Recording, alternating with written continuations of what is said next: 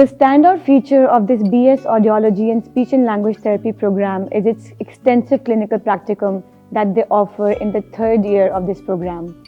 This clinical practicum equips all the graduates with all the knowledge, experience, and confidence that they need in their career from the very day one.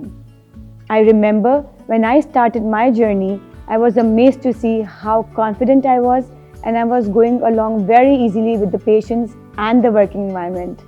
All thanks to the Ziauddin University College of Speech, Language and Hearing Sciences, who helped me build up my foundation so strong that I now know that wherever I'll go, I am going to demonstrate best practices in this field.